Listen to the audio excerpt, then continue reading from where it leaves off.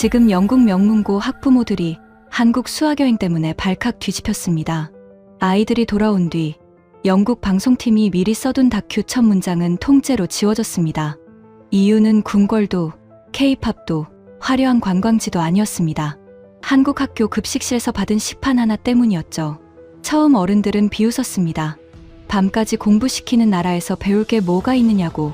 방송팀도 이미 결론을 정해두었습니다. 경쟁에 지친 한국 교육의 이면을 찍고 돌아오면 된다고요. 그런데 서울의 한 급식실 앞에서 학생들의 발걸음이 멈췄습니다. 같은 줄, 같은 식판, 누구도 가난을 들키지 않는 전원 무료 급식, 그리고 그 식판을 촬영팀까지 직접 들게 된 순간 준비해 간 질문들이 하나씩 무너졌습니다. 밥 한 끼가 어떻게 영국 명문고 아이들과 방송팀의 결론을 바꿨을까요? 지금 공개됩니다. 한국 최고라고 댓글을 남겨주세요. 여러분의 구독과 좋아요는 아주 큰 힘이 됩니다. 왜 하필 한국입니까? 그 질문이 처음 나온 곳은 영국 명문고 강당이었습니다. 오래된 나무 의자에 학부모들이 앉아 있었고 무대 앞에는 한국 수학여행 일정표가 놓여 있었어요. 저는 그 명문고 학생단을 따라가며 교육 다큐를 찍는 현장 연출자였습니다. 학생들은 들떠 있었지만 어른들의 얼굴은 전혀 달랐습니다. 누군가 손을 들고 말했습니다. 한국은 밤까지 아이들을 공부시키는 나라 아닌가요?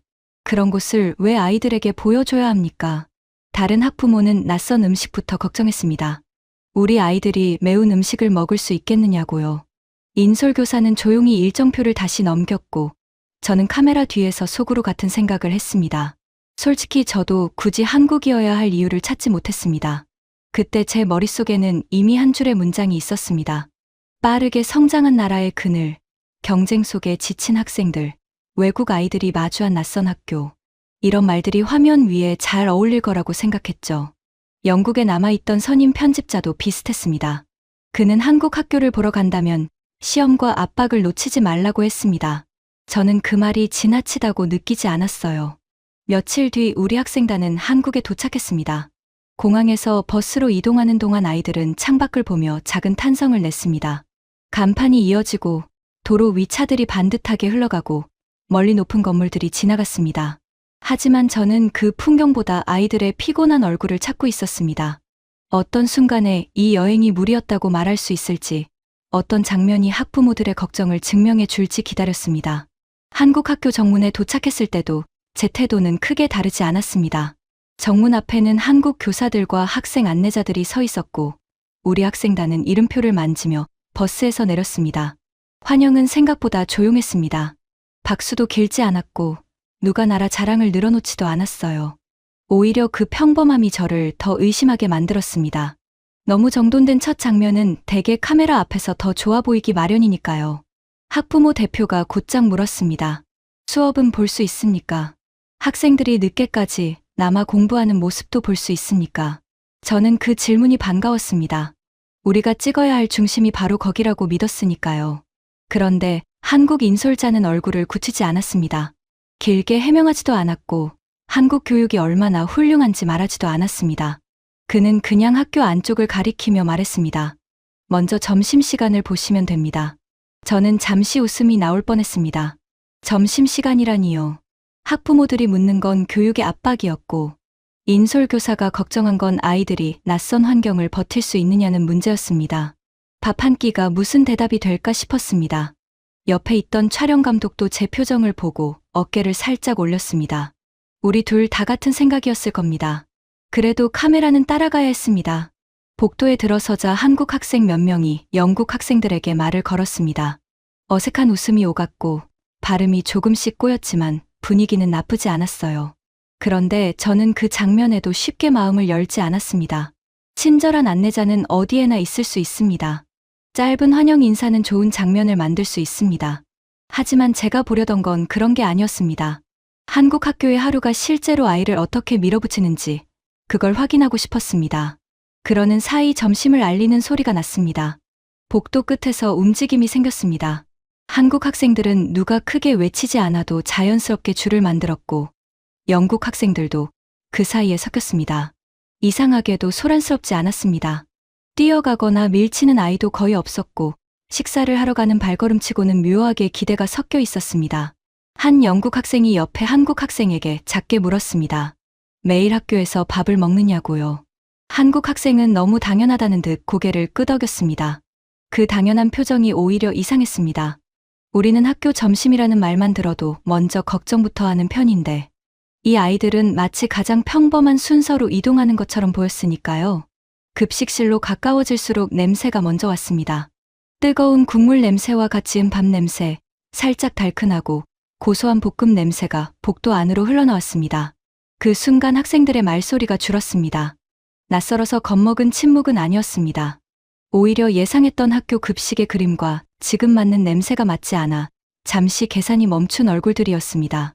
학부모 대표도 걸음을 늦췄습니다. 인솔교사는 눈썹을 살짝 올렸고 촬영감독은 카메라를 다시 고쳐 잡았습니다. 저는 작게 말했습니다. 여기서부터 끊지 말고 가죠. 제 말이 끝나기도 전에 앞줄의 학생들이 급식실 문 앞에서 멈췄습니다. 문 옆에는 그날의 식단표가 붙어 있었고 안쪽 배식대에서는 식판 위로 음식이 차례로 올라가고 있었습니다. 아직 아무도 한 입 먹지 않았습니다. 한국 인솔자는 여전히 설명을 아끼고 있었습니다.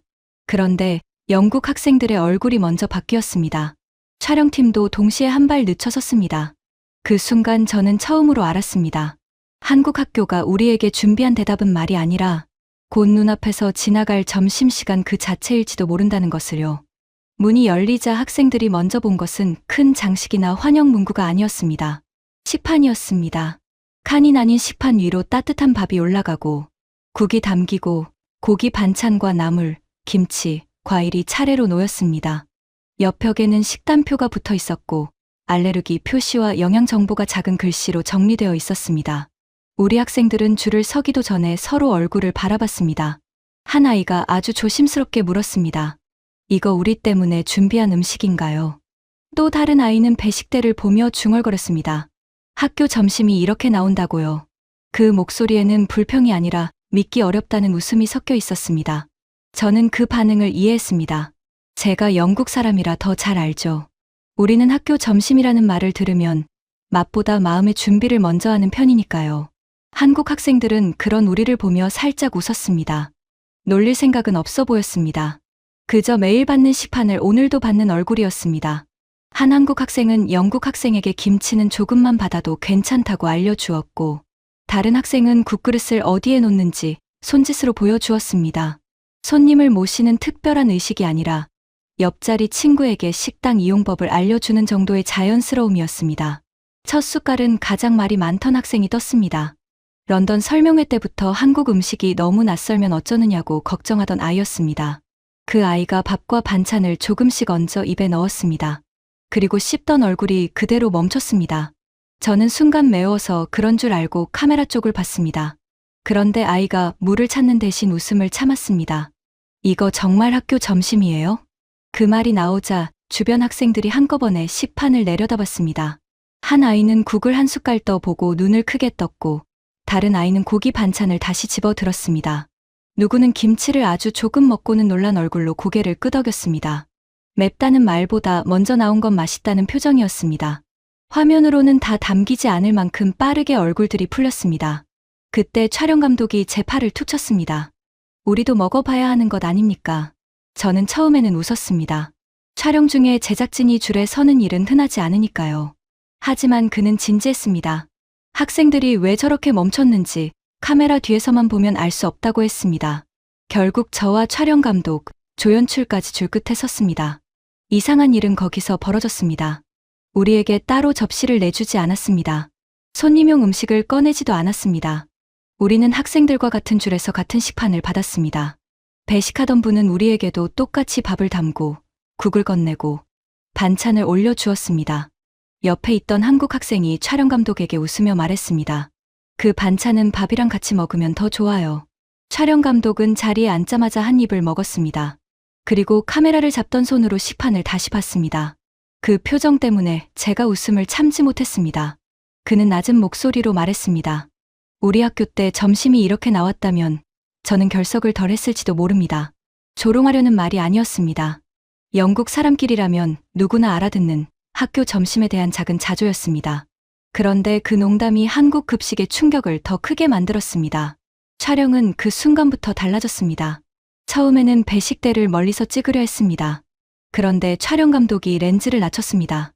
식판 위 김이 올라오는 장면, 반찬을 나눠 받는 손, 영국 학생이 한국 학생을 따라 비벼 먹어보는 순간, 그리고 먹고 나서 저도 모르게 고개를 끄덕이는 얼굴을 가까이 잡았습니다. 제 수첩의 첫 줄도 바뀌었습니다. 낯선 음식 적응 문제가 아니라 예상보다 맛있는 학교 점심 앞에서 의심이 멈춘 순간이라고 적었습니다. 그제야 한국 영양사가 다가왔습니다. 그는 우리가 너무 많이 놀란 것이 재미있다는 듯 조용히 식단표를 보여주었습니다. 오늘만 준비한 특별식이 아니라 달마다 식단이 바뀌고 알레르기 표시가 붙고 필요한 학생은 대체 반찬을 안내받는다고 했습니다. 밥과 국, 단백질 반찬, 채소 반찬, 과일이나 유제품이 균형을 이루도록 맞춘다고도 했습니다. 설명은 길지 않았지만 식판 위의 음식이 이미 그 설명을 뒷받침하고 있었습니다. 학부모 대표가 가장 민감한 질문을 꺼냈습니다. 그런데 누가 무료인지 따로 표시되나요? 돈을 내는 아이와 지원을 받는 아이가 다른 줄에 서나요? 한국 교사는 고개를 저었습니다. 이 학교에서는 전원이 같은 방식으로 먹는다고 했습니다. 아이들 앞에서 누가 어떤 형편인지 드러나지 않는다고요. 저는 그 말을 들으며 급식실을 다시 둘러봤습니다. 같은 줄, 같은 식판, 같은 식탁이었습니다. 누구도 설명표처럼 구분되어 있지 않았습니다. 그날 그 급식실에서 본 장면만큼은 피할 수 없었습니다. 맛이 먼저 우리를 멈췄고 그 다음에 방식이 우리를 더 오래 붙잡았습니다. 맛있는 한 끼가 놀라웠고 그 한 끼가 모든 학생에게 같은 얼굴로 도착한다는 사실은 더 놀라웠습니다. 식사가 끝날 무렵 저는 학부모들에게 보낼 중간 보고서 문장을 열었습니다. 처음 적어둔 문장은 이랬습니다. 한국 학교 급식은 낯선 음식 적응 문제가 예상됩니다. 저는 그 문장을 지웠습니다. 그리고 새로 적었습니다. 한국 학교의 첫 점심은 우리 아이들을 당황하게 했습니다. 낯설어서가 아니라 너무 맛있고 너무 자연스럽게 모두의 식판에 놓였기 때문입니다. 점심을 먹고 나서도 저는 마음을 완전히 바꾸지 못했습니다. 급식실에서 본 장면은 분명 강했습니다. 학생들이 한 입을 먹고 멈췄고 촬영 감독까지 같은 줄에 서서 식판을 받았습니다. 하지만 저는 아직도 한국 학교의 진짜 얼굴은 책상 앞에서 나올 거라고 생각했습니다. 맛있는 점심은 좋은 출발일 수 있어도 시험지와 압박적인 교실을 대신할 수는 없다고 믿었죠. 복도를 빠져나오며 저는 촬영 감독에게 교실 쪽 렌즈를 준비하라고 말했습니다. 점심으로 풀어진 얼굴이 다시 책상 앞에서 굳는 순간을 잡아야 한다고 생각했습니다. 그때 선임 편집자에게서 짧은 메모가 왔습니다. 교육 압박이 보이는 교실 컷을 꼭 확보하라는 내용이었습니다. 저는 그 문장을 보고 오히려 안심했습니다. 나 혼자만 의심하는 게 아니구나 싶었으니까요. 그런데 한국 인솔자는 교실로 향하지 않았습니다. 그는 제 손에 들린 일정표를 보더니 점심 다음 순서를 손가락으로 짚었습니다. 거기에는 현장 체험 학습이라고 적혀 있었습니다. 저는 잠시 잘못 본 줄 알았습니다. 밥을 먹고 나서 바로 밖으로 나간다고요. 한 영국 학생도 제 표정을 보더니 옆에 한국 학생에게 물었습니다. 이게 수업인가요? 소풍인가요? 한국 학생들은 웃었지만 누군가를 놀리는 웃음은 아니었습니다. 한 학생이 가방에서 접힌 활동지를 꺼내 보였습니다. 오늘은 그냥 걷는 날이 아니라 조별로 확인해야 할 것이 많다고 했습니다. 활동지에는 빈칸만 있는 게 아니었습니다. 안내판에서 찾아야 할 단서, 해설사에게 물어볼 질문, 현장에서 비교해 적을 내용, 조별 기록을 모아 마지막에 판단을 쓰는 칸이 이어져 있었습니다. 한국 교사는 출발 전에 짧게 말했습니다. 빨리 빈칸을 채우는 것이 중요한 게 아니라 현장에서 본 근거를 가지고 돌아와 서로 설명할 수 있어야 한다고요. 그 말도 제가 예상한 교실의 압박과는 달랐습니다. 정답을 빨리 맞히라고 몰아붙이는 말이 아니라 눈앞의 것을 놓치지 말라는 당부처럼 들렸습니다. 영국 학생들은 그때까지도 반쯤은 소풍 기분이었지만 한국 학생들이 활동지를 접지 않고 손에 들고 있는 모습을 보며 조금씩 자세를 바꾸기 시작했습니다. 버스에 오르는 순간에도 저는 아직 관광 화면을 예상했습니다. 예쁜 거리, 오래된 건물, 웃는 학생들. 그런 장면은 보기 좋지만 우리가 찾던 교육의 대답은 아니라고 생각했습니다. 그런데 첫 장소에 도착하자 분위기가 달라졌습니다. 한국 학생들은 입구에서 흩어지지 않았습니다. 조장이 활동지 첫 질문을 읽었고 다른 학생은 안내판 앞에 서서 문장을 소리내어 확인했습니다. 영국 학생들은 처음엔 사진을 찍으려 했습니다. 그러다 한국 학생 한 명이 손짓했습니다. 여기서는 사진보다 왜 이 안내판이 이 자리에 있는지 먼저 적어야 한다고요. 말투는 가르치는 식이 아니었습니다. 같이 과제를 놓치지 않으려는 친구의 말에 가까웠습니다. 영국 학생은 휴대폰을 내려놓고 다시 안내판을 읽었습니다. 그리고 해설사에게 왜 오래된 길을 새 건물 옆에 남겨두었는지 물었습니다. 저는 그 질문을 놓쳤습니다. 지친 얼굴을 찾으려고 뒤쪽을 보고 있었기 때문입니다. 촬영 감독도 급히 카메라를 돌렸습니다. 우리가 예상한 건 학생들이 오래 걸어서 집중력을 잃는 장면이었는데 실제로는 질문이 너무 빨리 나와서 따라잡기 어려웠습니다. 한 조는 전시장 앞에 설명문을 두고 서로 다른 답을 적었다가 다시 현장 직원에게 확인했고, 다른 조는 지도 위에 이동 동선을 표시하며 왜 이 장소가 교과서의 문장으로만 남지 않는지 토론했습니다. 영국 인솔교사는 처음에는 아이들이 금방 지칠까봐 걱정하는 눈치였습니다. 그런데 시간이 지나도 아이들은 뒤처지지 않았습니다. 오히려 한국 학생들이 멈춰서면 영국 학생들도 같이 멈췄고, 안내판을 읽다가 모르는 부분이 나오면 바로 옆 사람에게 물었습니다. 한 학생은 해설사의 설명이 끝나자마자 방금 말한 내용을 활동지에 그대로 적어도 되느냐고 물었습니다. 한국 학생은 고개를 저으며 들은 말을 그대로 옮기는 것보다 우리가 왜 놀랐는지를 같이 적자고 했습니다. 그 말에 영국 학생은 다시 연필을 들었습니다. 가장 인상적인 순간은 학생들이 지루해하지 않았다는 점입니다. 오히려 재미있어서 더 묻고 있었습니다. 처음에 소풍이냐고 묻던 영국 학생은 활동지 아래쪽 빈 공간에 새 질문을 적고 싶다고 했습니다. 왜 어떤 도시는 오래된 것을 없애지 않고 사람들 생활 속에 남겨두느냐는 질문이었습니다. 한국 학생은 그 질문을 보고 고개를 끄덕이며 이어질 동선에서 비교해보자고 했습니다. 그때 저는 카메라가 아이들의 얼굴만이 아니라 손끝을 찍어야 한다고 느꼈습니다. 활동지 위에 새 질문이 생기고 안내판 앞에서 고개가 다시 들리고 해설사의 대답을 놓치지 않으려고 수첩을 펼치는 손. 그 장면들이 제가 준비한 압박적인 교실보다 훨씬 생생했습니다. 교실 밖이라고 해서 수업이 흐려진 것이 아니었습니다. 오히려 아이들은 현장에서 답을 붙잡기 위해 더 바빠졌습니다. 돌아오는 길에 저는 촬영표를 다시 꺼냈습니다. 앞쪽에는 시험지와 압박적인 교실이라고 적혀 있었습니다. 저는 그 줄을 한참 보다가 뒤쪽으로 밀었습니다. 그리고 그 위에 현장 체험 학습, 활동지, 안내판, 해설사 질문, 조별 기록이라고 새로 적었습니다. 자존심이 상하지 않았다면 거짓말입니다. 하지만 현장은 제 의심보다 빨랐습니다. 우리는 교실에 침묵을 찍으러 왔지만 그날 카메라는 밖에서 더 크게 배우는 학생들을 따라가고 있었습니다. 현장 체험 학습의 다음 동선은 역사 전시 공간으로 이어졌습니다. 버스에서 내리기 전 조연출이 제 옆으로 다가와 낮게 말했습니다. 급식 장면은 좋지만 너무 반듯해서 복지 홍보처럼 보일 수 있습니다. 한국이 보여주고 싶은 장면만 골라 보여준 것처럼 보이면 곤란하다는 뜻이었습니다. 저도 그 말을 부정하지 못했습니다. 맛있는 급식, 친절한 학생들, 정리된 식단표, 편집에 따라서는 너무 매끈한 화면이 될 수 있었으니까요. 그래서 저는 전시장 문을 지나며 마음을 다시 차갑게 먹었습니다. 이번에는 설명보다 아이들이 멈추는 지점을 보자고 촬영 감독에게 말했습니다. 한국 인솔자는 우리를 설득하려 하지 않았습니다. 그는 학생들에게 천천히 보라며 점심시간에 떠오른 질문이 있다면 활동지 한쪽에 같이 적어보라고 했습니다. 칭찬도 자랑도 없었습니다. 그 조용함 때문에 오히려 전시장 안의 공기가 더 무겁게 느껴졌습니다. 안쪽에는 전쟁의 사진이 있었습니다. 피란 길에 오른 가족들, 천막처럼 만든 임시 교실, 낡은 책가방과 찌그러진 도시락, 무너진 건물 옆에서 다시 수업을 시작한 아이들의 기록이 이어졌습니다. 가난과 재건의 흔적은 유리장 안에만 갇혀 있지 않았습니다.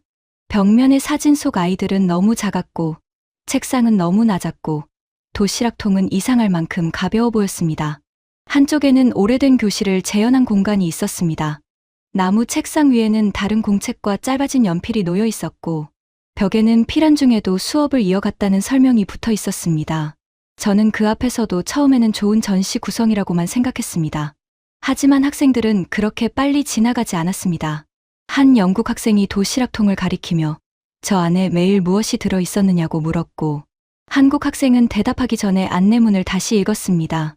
늘 충분하지 않았다는 문장을 찾은 뒤에야 그는 조용히 고개를 들었습니다. 영국 학생들은 처음엔 말을 아꼈습니다.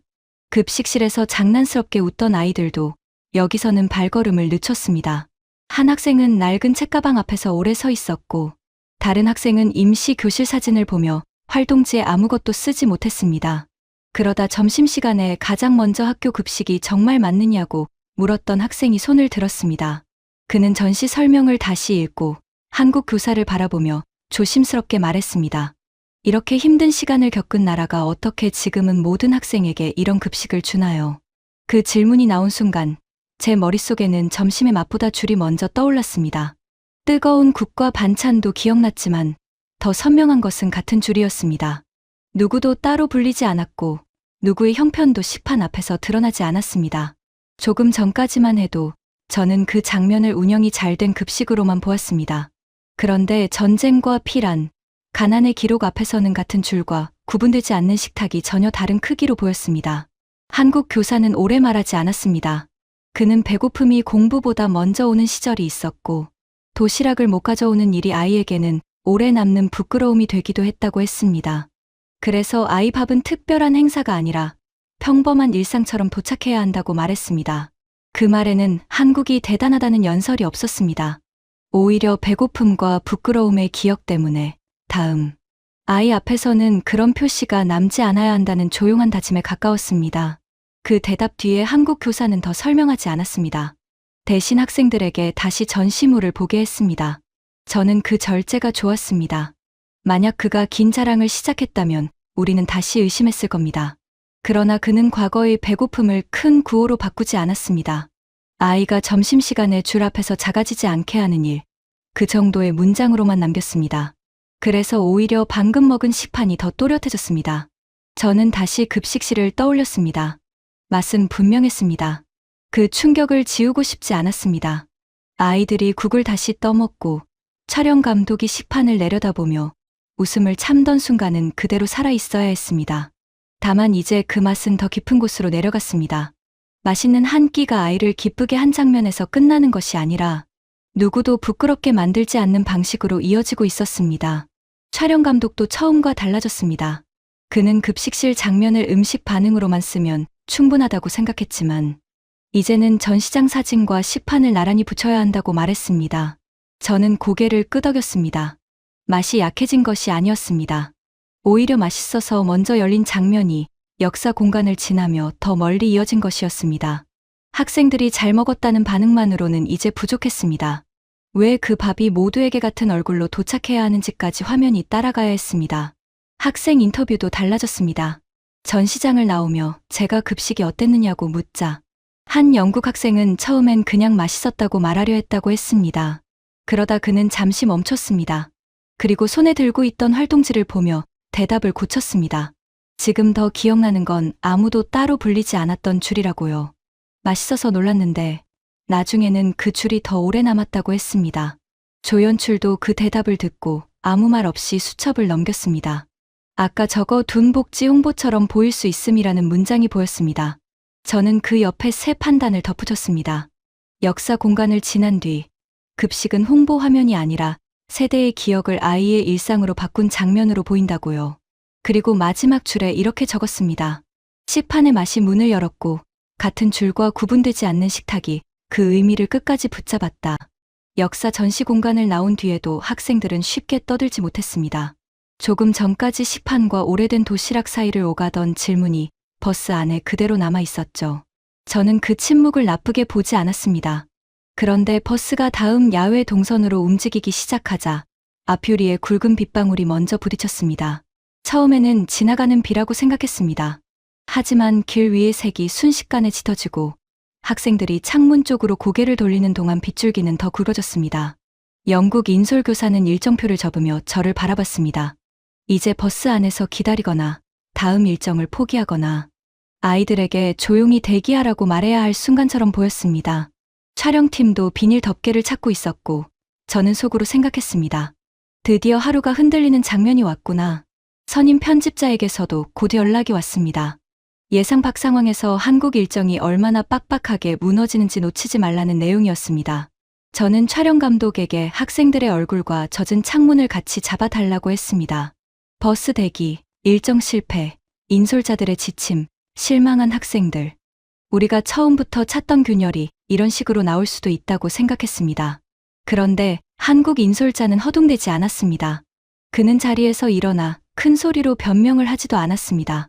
휴대폰을 꺼내 근처 공공도서관과 복합문화공간을 확인하더니 화면을 확대해 예약 가능 시간과 대기 상태, 남은 좌석을 차례로 보았습니다.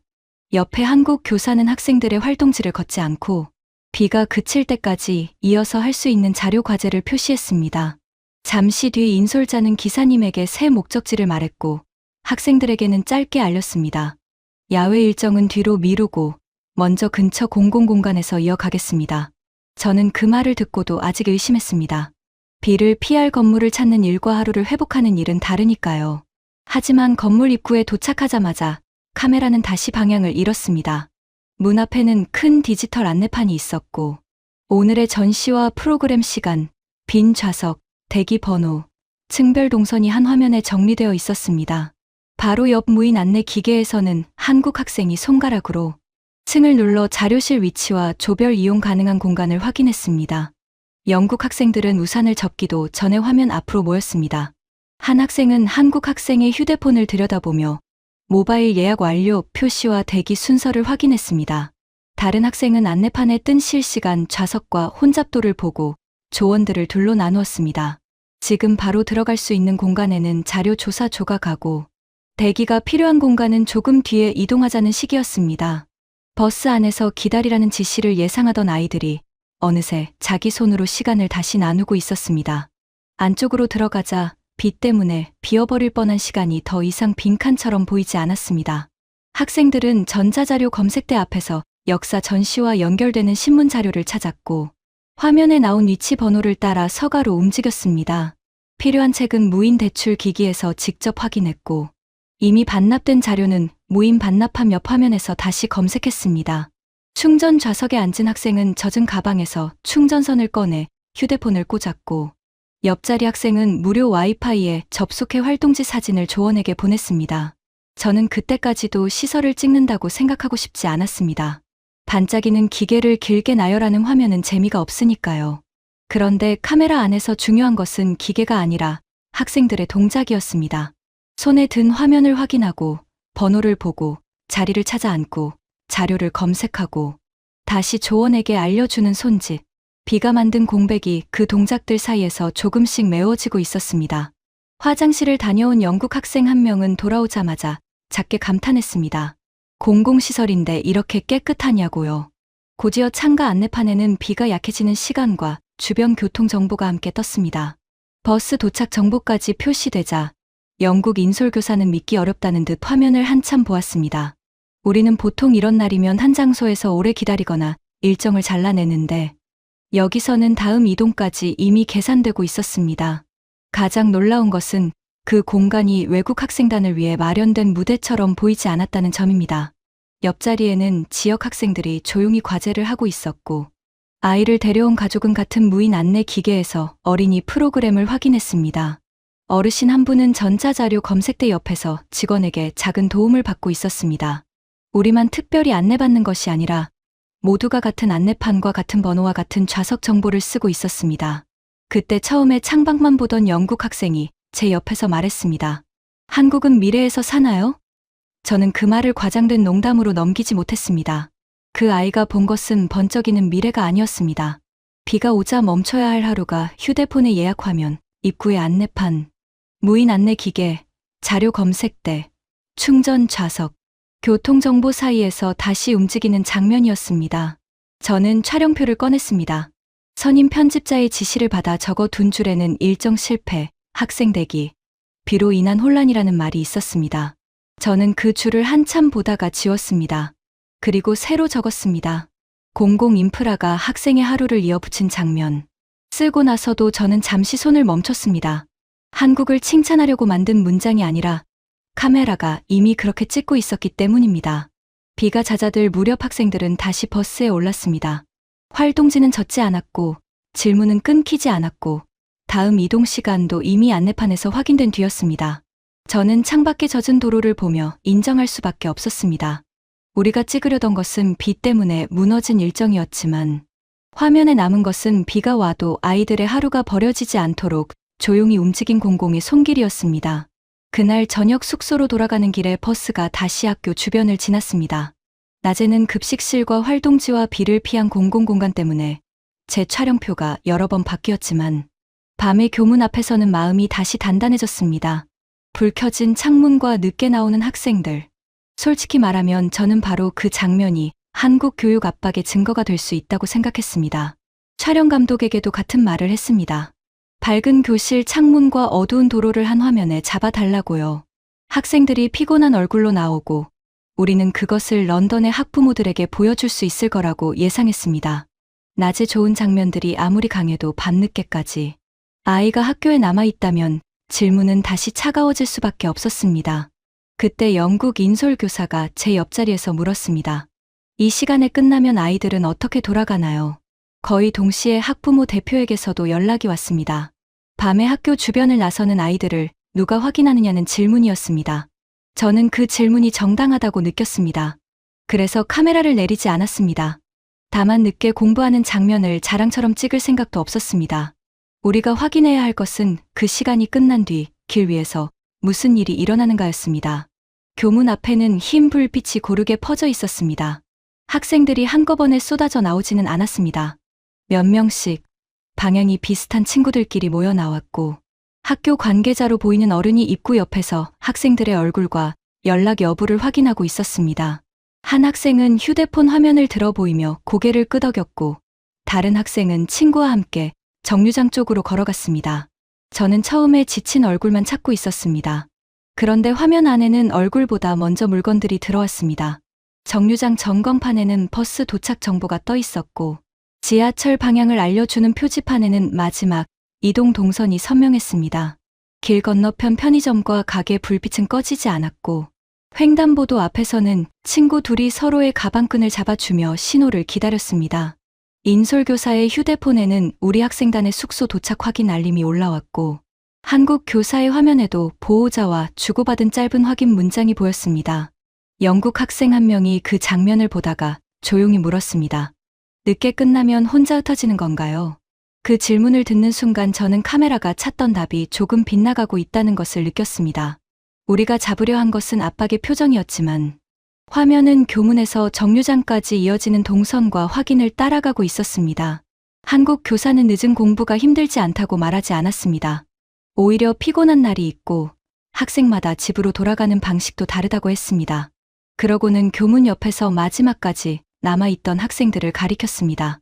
방향이 같은 친구끼리 같이 나가고 버스나 지하철 시간을 확인하고 보호자에게 도착 연락을 보내며 멀리 가야 하는 학생은 따로 살핀다고 했습니다. 설명은 짧았지만 화면 속 행동과 맞물려 있었습니다. 그 말이 길 위의 장면과 따로 놀지 않는다는 점이 중요했습니다. 모든 곳이 같다고 말하려는 것은 아니지만 그날 우리가 본 학교 주변에서는 길이 완전히 끊겨 있지 않았습니다. 그 뒤로 카메라는 결론을 서두르지 않고 동선을 따라갔습니다. 늦게 끝난 아이들이 어둠 속으로 그냥 풀려나가는 것이 아니라 교문 불빛과 정류장 정보와 친구의 발걸음과 확인 연락 사이를 지나 집으로 향하고 있다는 사실이었습니다. 카메라는 다시 교문 쪽으로 돌아갔습니다. 학교 관계자는 마지막 학생 무리를 확인한 뒤 안쪽으로 들어갔고 정류장에 선 학생들은 버스가 가까워지는 표시를 보며 가방을 고쳐맸습니다. 정류장 쪽 바닥에는 젖은 발자국이 이어졌습니다. 편의점 문이 열리자 안쪽 불빛이 잠깐 도로 위로 번졌고 한 학생은 휴대폰에 도착 예정 시간을 적어 보내고는 친구에게 화면을 보여주었습니다.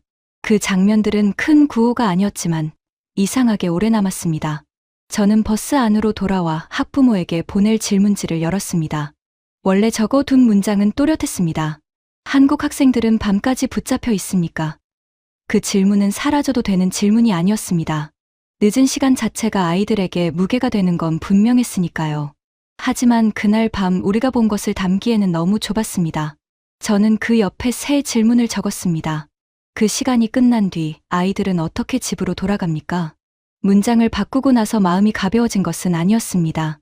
오히려 더 조심스러워졌습니다. 제가 처음 들고 온 카메라는 밤을 압박의 증거로만 찍으려 했지만 교문 앞에는 피곤함과 함께 길을 끊기지 않게 붙잡는 장면들이 같이 있었기 때문입니다. 숙소에 도착한 뒤에도 저는 편집용 화면을 다시 돌려보았습니다. 불 켜진 교문, 학생 얼굴을 확인하던 어른, 함께 걷던 친구들, 버스 도착 정보, 지하철 안내, 가게 불빛, 도착 확인 알림. 밤늦게 공부하는 생활을 아름답게 만들고 싶지는 않았습니다. 다만 압박만 찍으려던 밤이 아이가 하루의 끝에서 어떤 길과 확인 속에 집으로 돌아가는지 묻는 장면으로 바뀌었다는 사실은 지울 수 없었습니다. 그날 밤 숙소에서 귀가 동선 화면을 정리하고 있는데 선임 편집자의 연락이 다시 들어왔습니다. 문장은 짧았지만 쉽게 넘어갈 수 없었습니다. 서울의 한 학교만 특별한 것일 수 있습니다. 한 지역에 준비된 장면을 한국 전체처럼 보이게 만들면 안 됩니다. 저는 그 말이 마지막 반박이라는 걸 알았습니다. 급식실도, 현장 체험 학습도, 비 오는 날의 공공공간도, 밤 교문 앞도 모두 좋았습니다. 하지만 그 모든 것이 서울의 한 학교 주변에서만 일어난 일이라면 우리 방송의 질문은 아직 무너지지 않은 셈이었습니다. 다음 일정에서 수학여행단은 서울을 벗어났습니다. 저는 버스 앞자리에서 촬영표를 다시 접었습니다. 이번에는 지역 이름을 예쁘게 소개하거나 유명한 음식을 따라가거나 관광지의 넓은 풍경을 잡지 않기로 했습니다. 우리가 확인해야 할 것은 딱 하나였습니다. 학생의 하루를 받쳐주는 방식이 장소가 바뀌어도 다시 나타나는가.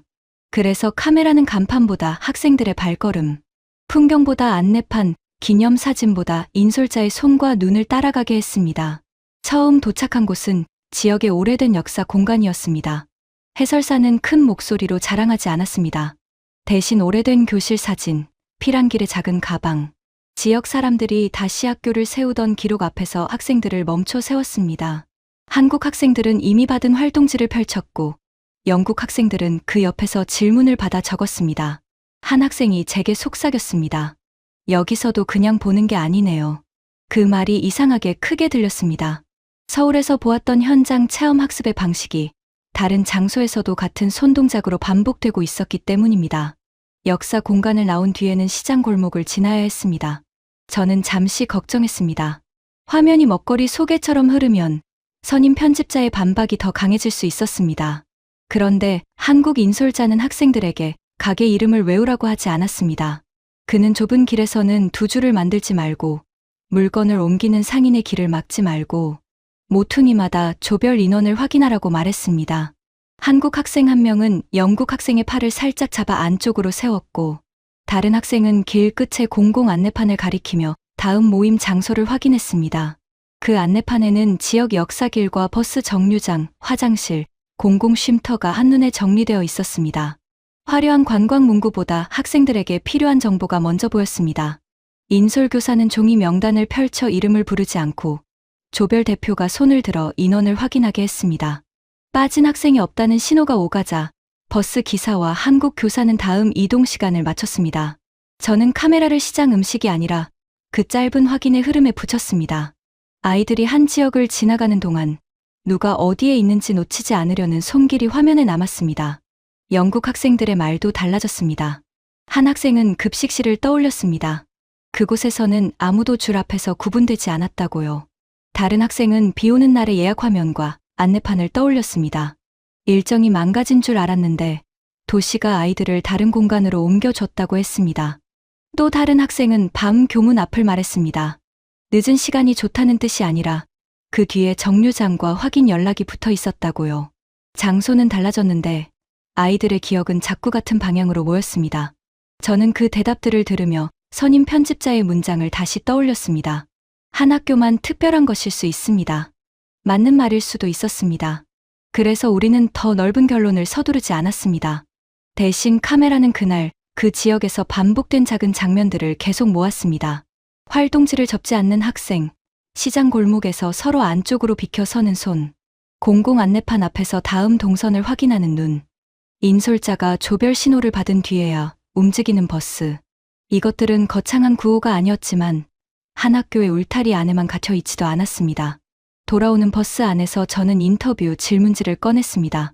원래 맨 위에는 한국 학생들은 경쟁 때문에 지치지 않나요? 라는 질문이 있었습니다. 출발 전부터 우리가 들고 온 문장이었고 선임 편집자가 가장 좋아하던 질문이었습니다. 그런데 그 문장을 먼저 묻기에는 오늘의 화면이 너무 많이 쌓여 있었습니다. 저는 그 문장을 아래로 밀었습니다. 그리고 첫 줄에 새로 적었습니다. 한국에서 아이의 하루를 지탱하는 장면은 무엇이었나요? 질문 하나를 바꾸자 인터뷰의 공기가 달라졌습니다. 영국 학생들은 더 이상 한국을 한 단어로 판단하려 하지 않았습니다. 밥을 먹는 줄, 현장에서 질문하는 방식, 비가 왔을 때 다시 열린 공공공간, 밤에 집으로 돌아가는 확인, 그리고 서울 밖 지역에서 다시 본 인솔 동선까지 하나씩 꺼냈습니다. 한 학생은 말하다가 잠시 멈추더니 이 나라는 아이가 하루 중 어디에 있든 그냥 혼자 버려지는 느낌이 덜했다고 했습니다. 저는 그 말을 듣고 카메라를 조금 더 가까이 당겼습니다. 숙소에 도착한 뒤 학부모에게 보낼 보고서 표지도 다시 열었습니다. 거기에는 한국 교육 압박 현장 방문이라는 제목이 남아 있었습니다. 저는 펜을 들고 그 문장을 천천히 그었습니다. 종이 위에 검은 선이 2번 지나갔고 잉크가 마르기도 전에 새 제목을 적었습니다. 한국 학생의 하루를 지탱하는 장면들. 이상하게도 그 제목은 칭찬처럼 보이지 않았습니다. 오히려 우리가 처음부터 잘못 물었던 질문을 인정하는 문장처럼 보였습니다. 그날 지역 이동이 끝났을 때 선임 편집자의 마지막 반박은 완전히 사라진 것이 아니라 모양이 바뀌어 있었습니다. 저는 더 큰 구호를 적지 않았습니다. 대신 카메라에 남은 것은 분명했습니다. 서울의 한 급식실에서 시작된 질문은 다른 지역의 역사 공간과 시장 골목과 공공, 안내판과 인솔 확인 속에서도 같은 방향으로 되돌아왔습니다. 한국 학생의 하루는 학교 안에서만 버티는 것이 아니었습니다. 도시와 지역과 어른들의 짧은 확인들이 아이가 하루를 끝까지 지나가도록 조용히 바치고 있었습니다. 영국으로 돌아온 뒤 편집실 공기는 처음보다 더 차가웠습니다. 현장에서 쌓아온 화면이 많아질수록 선임 편집자는 오히려 더 조심스러워졌습니다. 그는 기존 제목을 포기하지 않았습니다. 한국 교육 경쟁의 이면. 시험지와 밤 교문 앞 장면을 앞에 두면 충분하다고 했습니다.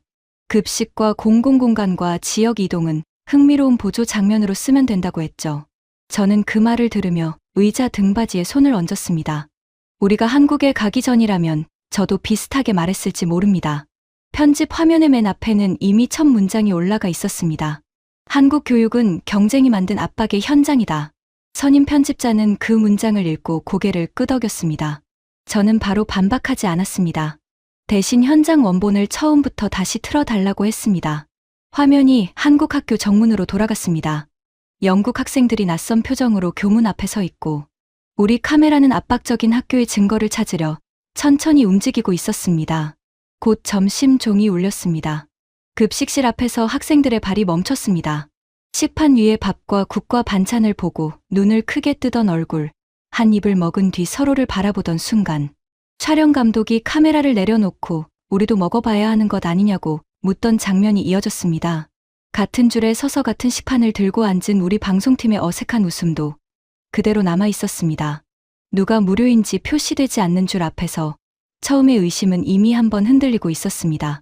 다음 화면은 현장 체험 학습이었습니다. 저는 시험지와 교실을 찍으러 갔지만 학생들은 활동지를 들고 거리와 역사 공간을 오갔습니다. 한국 학생들은 사진을 찍고 끝내지 않았습니다. 질문을 읽고 표시를 고치고 왜 이 장소가 지금의 생활과 이어지는지 설명했습니다. 그 뒤 역사 공간에서 한 영국 학생이 급식 이야기를 다시 꺼냈습니다. 그렇게 어려운 시간을 겪은 나라가 왜 지금은 아이들의 밥을 이렇게 챙기는지 묻던 목소리가 편집실 스피커에서 흘러나오자 회의실 안의 손들이 조금씩 멈췄습니다. 비 오는 날의 화면이 이어졌습니다. 젖은 버스 창문, 실망한 학생들, 그리고 한국 인솔자가 휴대폰으로 예약 가능 시간과 대기 상태를 확인하던 손, 입구에 큰 안내판, 무인 안내 기계, 실시간 좌석 정보, 전자자료 검색대, 충전 좌석, 교통과 날씨 안내가 차례로 올라왔습니다. 선임 편집자는 처음에는 팔짱을 끼고 있었지만 학생들이 버스 안에서 기다리는 대신 자료를 찾고 다음 동선을 확인하는 장면에서 팔을 풀었습니다. 비가 일정을 망가뜨린 것이 아니라 다른 길을 열어주는 화면이었습니다. 밤 교문 앞 장면에서는 회의실이 더 조용해졌습니다. 우리는 압박의 증거를 찍으려 했습니다. 늦게 나오는 학생들, 불 켜진 창문, 어두운 도로. 그런데 원본에는 그 뒤가 함께 찍혀 있었습니다. 교문 옆에서 학생들을 확인하던 어른, 친구끼리 정류장으로 걸어가는 발걸음, 버스 도착 정보, 지하철 방향 안내, 가게 불빛, 도착 확인 메시지. 늦은 시간이 사라진 것은 아니었습니다. 다만 화면은 그 시간이 끝난 뒤 아이가 어떤 길을 지나 집으로 가는지도 묻고 있었습니다. 마지막으로 서울 밖 지역 이동 화면을 올렸습니다.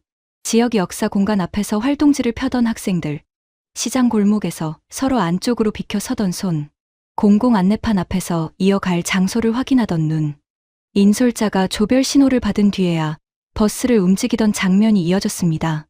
그리고 제가 버스 안에서 질문지의 첫 항목을 바꾸는 손이 나왔습니다. 한국 학생들은 경쟁 때문에 지치지 않나요? 라는 문장을 아래로 밀고 한국에서 아이의 하루를 지탱하는 장면은 무엇이었나요? 라고 적던 장면이었습니다. 그때 결정타가 된 것은 제 설명이 아니었습니다. 학생 인터뷰 원본이었습니다. 한 학생이 카메라 앞에서 이렇게 말했습니다. 저는 한국을 압박의 나라로만 보러 갔어요. 그런데 하루가 달랐어요. 먹는 곳도, 이동하는 길도, 질문하는 방식도, 비를 피해서 쉬는 공간도, 밤에 돌아가는 확인도 모두 따로 있는 줄 알았는데 지나고 보니 하나의 하루처럼 이어져 있었어요. 그 말을 듣는 동안 편집실에서는 아무도 키보드를 치지 않았습니다. 선임 편집자는 원래 첫 문장을 다시 보았습니다. 한국 교육은 경쟁이 만든 압박의 현장이다. 그는 한참 동안 그 문장 앞에 커서를 세워두었습니다. 그러다 천천히 문장을 지웠습니다. 화면에서 글자가 사라지는 소리가 이상하게 크게 들렸습니다. 이어서 제목 줄도 선택했습니다. 한국 교육 경쟁의 이면. 그 문장도 지워졌습니다. 회의실에는 박수 대신 키보드 소리만 남았습니다. 편집 화면의 순서가 바뀌었습니다. 압박을 증명하려던 장면들이 뒤로 물러나고 아이의 하루를 따라간 장면들이 앞으로 올라왔습니다. 새 첫 문장은 오래 걸려 올라왔습니다. 우리는 압박을 찍으러 갔지만 한 나라가 아이의 하루를 끝까지 놓지 않는 방식을 먼저 보았다. 선임 편집자는 그 문장을 읽고도 바로 말하지 못했습니다. 저는 그 침묵이 현장에서 봤던 어떤 감탄보다 더 강하다고 느꼈습니다. 편집실에서 바뀐 것은 의견이 아니라 손의 움직임이었습니다. 원래 문장을 지우고 화면 순서를 바꾸고 학생 인터뷰를 앞에 두는 실제 행동이었습니다. 며칠 뒤 학부모 회의에서 학생 보고서가 회수되었습니다. 처음 가장 크게 왜 하필 한국이냐고 묻던 학부모 대표가 표지를 넘기다 멈췄습니다. 예전 제목은 지워져 있었고 새 제목 아래 첫 문장이 놓여 있었습니다. 그는 학생 얼굴을 보고 보고서를 다시 보고 입을 열었다가 닫았습니다. 저는 그 순간 카메라를 조금 늦게 내렸습니다. 출발 전 우리 질문은 왜 한국인가였습니다. 마지막에 남은 질문은 완전히 달라져 있었습니다. 왜 이 나라는 아이의 하루를 이렇게까지 챙기는가?